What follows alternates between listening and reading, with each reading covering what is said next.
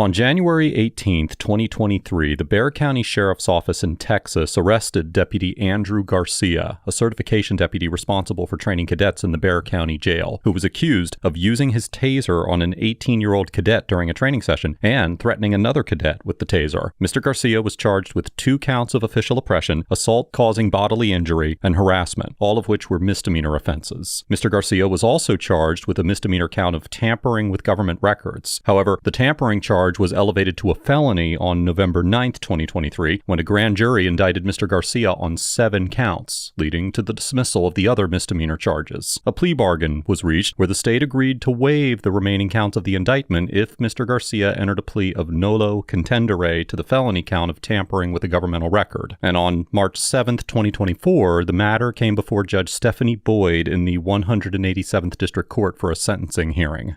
All right. You entered a plea to count 4, tampering with the government record.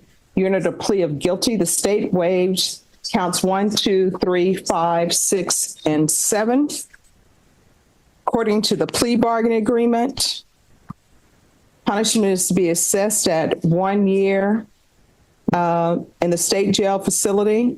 The state recommends community supervision. They're opposing your application for deferred adjudication. Have both parties had a chance to review the PSI report in state? Yes, Judge. Yeah. Defense? Yes, Your Honor. In fact, I've gone over my client, given him a chance to read it at his own pace. Any objections to the PSI report, state? No objection, Judge. Defense? No objection, Your Honor, though. It was kind of taken away that they said a taser was a weapon. All right. Well, it's not deadly. All right. So, state, you're opposed to his application for deferred adjudication? Yes. You may speak to that. This defendant took advantage of people who he was supposed to be supervising and training in the Bexar County Jail. He was the CERT deputy in charge of cadets and lockdown units with violent offenders, people with ag assaults, murder charges pending.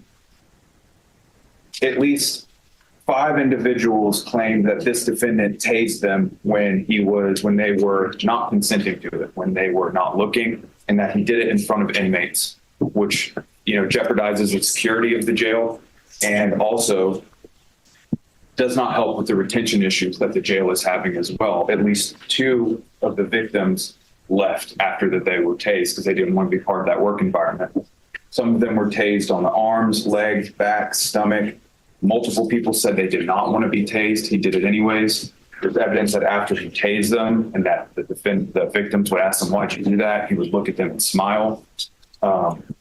Some of the people consented to being tased. However, it was under a type of duress. For example, one of the victims went to him asking for clippers so that they could cut the inmate's hair in another unit. And he said, "I'll give them to you if you let me tase you." I also reviewed the PSI, and in the PSI, I noticed that he said that he had been tased before. There's evidence that was uncovered throughout the investigation that he would, when the victims would say, "Hey man, why'd you do that to me? Have you ever been tased?" He would respond back with, "No, and I'm not going to let anyone tase me." So I don't know which part of that is actually true.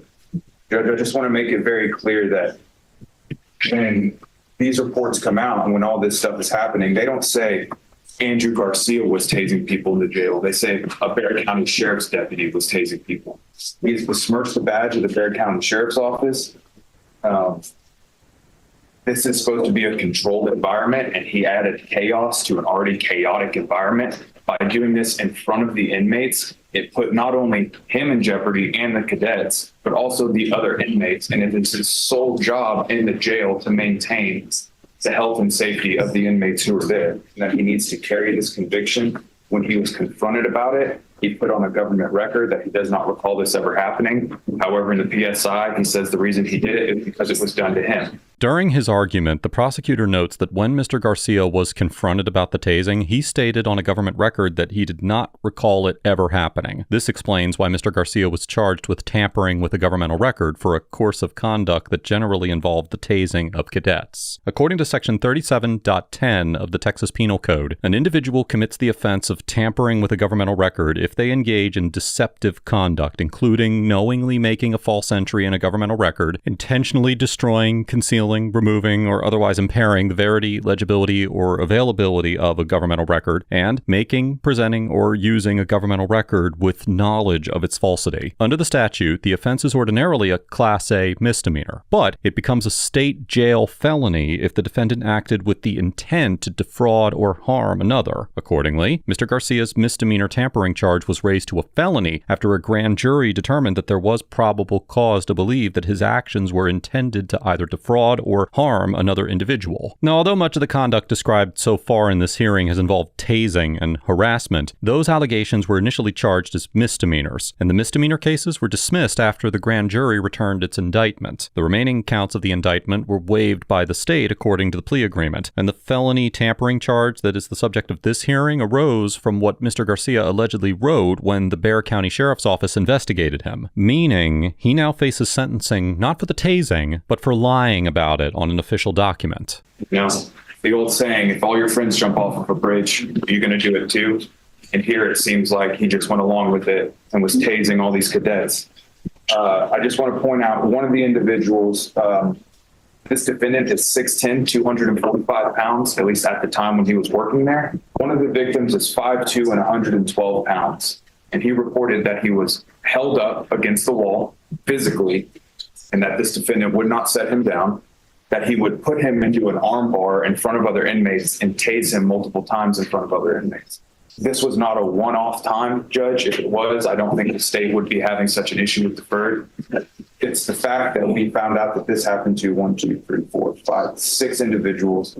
And the one individual he didn't tase, he would harass. So when he would go to start doing his checks on the inmates, this defendant would point the red dot at him, come up behind him and clack the taser while the cadet was just trying to do his job. Therefore, the state thinks that this defendant should carry a conviction because of the egregiousness and because he has besmirched the badge of the Bexar County Sheriff's Office. Defense. And do you realize what you're accused of by tasing and harassing these cadets is not a proper work environment or training environment for them? 100%. Okay. Have you learned from this not to do something like that? 100%, yes. Did you notice that any of the inmates took the fact that you may have tased somebody as something they could get away with more problems? Mr. Anton, I do not recall tasing in front of inmates. You're asking the judge to give you deferred adjudication on this, your first offense. Yes, I am. Anything else you want to say real quickly? I have a newborn baby. I'm a first-time offender. I do understand what I did was, wrong. I would not do it again. It was a mistake. I'm about to get married here in the next couple of weeks. I asked for, if you put on deferred, I would greatly appreciate it. I haven't done my lesson, Your Honor. And I would never, ever do anything like this again. Any questions? Any questions from the state? Just a few questions. So your attorney asked you, you know that that's not a proper work environment, stuff to do in the work environment, correct? But you understand this is more than just some type of workplace harassment. That was criminal conduct you were doing. Yes. Where you were housing people who have allegedly committed crimes. Correct. So in fact, you were committing crimes in the jail. Correct. No further questions, Judge.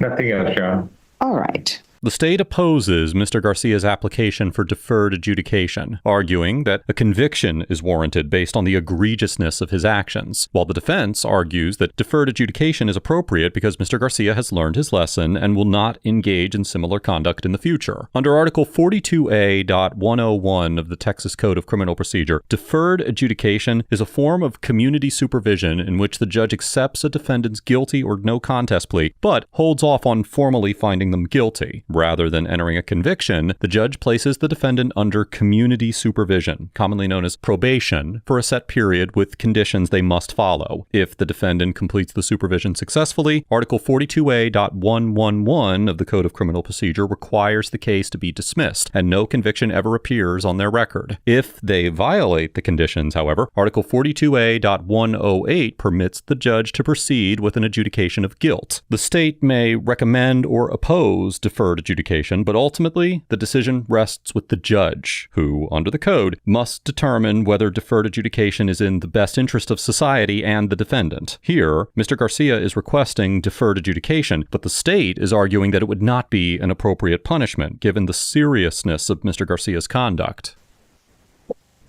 Mr. Garcia,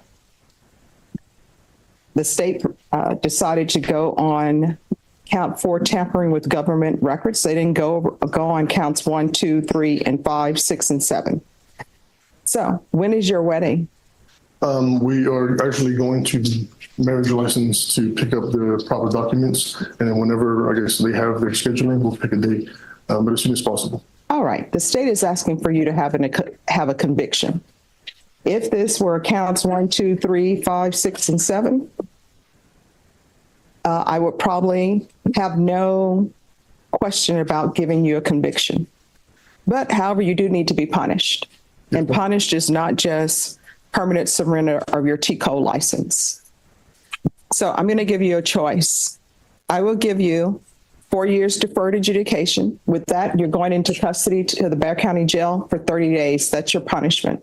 Or I will give you a conviction. Which do you choose? And the conviction, are you just giving regular probation? Is that what you're saying, Yes. Your Honor? You want the conviction? The convictions, no jail time? No, I mean, that's something you can discuss with your attorney. I will give you 4 years deferred adjudication. With 4 years deferred adjudication, as part of your punishment, you're going to the Bexar County Jail today in handcuffs for 30 days, or you will have a guilty conviction on your record. Which do you choose? The conviction. And let me ask you this, since you're under oath, why don't you want to go to the Bexar County Jail? I have a family to support. I'm the only one that works within my family. My wife is focused on her degree. And it's, I don't want to be in jail, Your Honor. Well, Judge Boyd presents Mr. Garcia with a choice between 4 years of deferred adjudication that includes 30 days in custody at the Bexar County Jail, or a felony conviction with probation and no jail time. And Mr. Garcia chooses the conviction. Article 42A.302 of the Texas Code of Criminal Procedure authorizes a judge to require a term of confinement in the county jail as a condition of community supervision, up to 30 days in a misdemeanor case and 180 days in a felony case. Under the deferred adjudication option offered by Judge Boyd, Mr. Garcia would be required to serve 30 days in the same jail where he tased and harassed the cadets, and be subject to 4 years of community supervision. However, if he successfully completed that period of supervision, the case would be dismissed with no conviction on his record. Under the conviction option, though, he would serve no jail time as long as he complied with the conditions of his probation. But he would carry a permanent felony conviction, along with the collateral consequences that accompany one. The choice Judge Boyd presented Mr. Garcia required him to weigh the immediate consequence of 30 days of confinement against the long-term value of a record without a felony conviction. the people you tased, they just wanted to, I'm assuming they were there to support their families as well. So why were you tasing people? And I don't want to hear, because how old are you? 24. 24. I don't want to hear this is like college and people are hazing people. I never understood why people who had been hazed decide to haze other people. So why were you tasing people at the jail who are just there? And I know those cadets are young because I've seen some of them. They're 18. Some of them look as though they're 12. So why were you tasing cadets? Your Honor, doesn't make it right. It's a thing that's going around. Oh, you're saying there are other cadets, there are other people at the names. Who are the people who are tasing people at the jail? Off the top of my head, Your Honor, it's been a while. I don't. No, I'm thinking, who tased you? Give me a name. I'm sure the state would like to know these names. So who are the names of the people who were tasing you? Your Honor, I do not remember. Of course, you always remember the first person who tased you. The first person who tased me was in proper training. Oh, what's their name? That was. All of the complainants in this case remember you as tasing them. That's why you're here. So who tased you? In proper training, it was Deputy Chavez. No. Not in training, because you were not tasing people in training. I know that sometimes, and I don't know if it's still the case. I think it's not the case. They would tase officers in training so they would know this is the voltage of the taser. This is how it feels. Much like in the military, when they release the gas, so you'll know how to wear your mask properly. Sure. No, I'm talking about who tased you improperly, because that's why we're here. You're saying people hazed you, so you're just hazing people. So who are these people who tased you when you were not in training? Your Honor, I do not remember names. All right. So who else is tasing people at the jail and tasing cadets other than you? Because that's what you're telling people. You're telling me, you're telling the state, you're telling the attorney that there's tasing happening at the jail. I'm sure those cadets don't want to be tased if it's not in training. So who are these other people who are tasing cadets? We want to know. So tell me who they are. Do you need to sit in the box while you think of the names of the people? Mr. Randall, Can you remember any names at all? I cannot remember any names. Is there any reason why are you not intentionally not remembering names, correct? No, I cannot remember. Oh, I mean, if you want to sit in the box and think about the names, because you can't just throw around people are being tased at the jail by other people and then that's it. Who are these people who are tasing people? There's nothing worse. Well, there may be other things that are worse than people who say, well, I heard. But you're not saying I heard. Yes, ma'am. You're saying, oh, now you're changing it to I heard. I haven't seen someone get tased. I've heard of stories of people getting tased, and I just ran with that. Oh, so he's never seen anybody tased. So now he's not just continuing the hazing that happened to him. He was just tasing people. Your unborn child, is this going to be a girl or a boy? He's born 4 months old. He's a boy, yes, ma'am. 4 months old. So what if he decides to be a cadet at the jail and somebody like you, who's 6'10", however much you weigh, is tasing him? I would be unhappy with that. Mm-hmm. How unhappy would you be? Very unhappy. And how would you think the work environment would be for your son when they're constantly worried about some guy who's bigger than them tase them? As a parent, I would not approve of that work environment, Your Honor. Mm-hmm. That's what you did. Some people would call it being a bully, but that's what you did. Yes, ma'am. So you deserve a conviction, and I'm going to give you a conviction. Is there anything else from either party? No, Your Honor. Nothing from the defense. Nothing further from the state, Judge. All right. Where are you working? Alamo Toyota. I'm sorry? Alamo Toyota. All right. What do you do? I'm a sales rep. All right. Court is going to sentence you to 1 year in the state jail facility, suspended and probated for 4 years. Proof of employment within 30 days. There's to be no employment as a home health care provider or with minors. There's to be regular reporting by Zoom or in person. There's to be regular UAs. There's to be the permanent surrender of your TCOL license. While you're on this probation, there's to be no employment as a security officer, any field of employment which requires you to supervise others.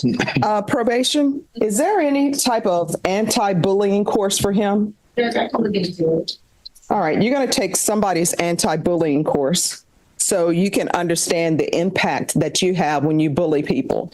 Yes, sure. There's to be no contact with any of the complainants, 200 hours of community service restitution. Court is not waiving any of those hours, and I'm going to require parenting classes. Probation, is there anything else? Sir, is there anything else you need from the court to be successful on this probation? No, no. All right. All right, because this is a plea bargain agreement, because I followed your plea bargain agreement, and because you waived your right to appeal, you do not have the court's permission to appeal. Because this is a felony conviction, you're not allowed to own or possess any weapons or ammunition. All right, we can go off the record. I understand why you don't want to do your time at the Bexar County Jail, and you know what? I know it has to do with people in the box and security for you at the Bexar County Jail. So that heavy beating of your heart, that's the heavy beating that all of those cadets had whenever you were on shift. And you need to remember that. Do you understand? Sure. All right, good luck to you. Judge Boyd sentenced Mr. Garcia to 1 year in a state jail facility, suspended and probated for 4 years, and imposed a series of conditions on his supervision. On April 28, 2026, Mr. Garcia filed a motion for early termination of his probation, and on June 1st, 2026, the motion was granted. Mr. Garcia's community supervision was terminated, and the case was closed the following day. This proceeding illustrates that when given a choice between immediate punishment and a long longer-term consequence, a defendant will not always choose to protect their criminal record. Judge Boyd offered Mr. Garcia a path that spared him a conviction entirely, conditioned only on 30 days in the same jail where he engaged in misconduct. Mr. Garcia, however, chose a permanent felony conviction over those 30 days in custody. A felony conviction follows an individual for the rest of their life, appearing on background checks for employment and housing, restricting their right to possess a firearm, and impacting their life in ways that a dismissed case never would. That Mr. Garcia chose to accept those lasting consequences to avoid spending 30 days in custody, that demonstrates the level of hardship imposed by even a short jail sentence, and reflects how heavily immediate punishment can weigh against long-term cost when a defendant is asked to choose between them. Let us know if there is a case or courtroom interaction that you would like us to explore in the comments below. Thank you for watching, and don't forget to like and subscribe so we can help foster a more informed society.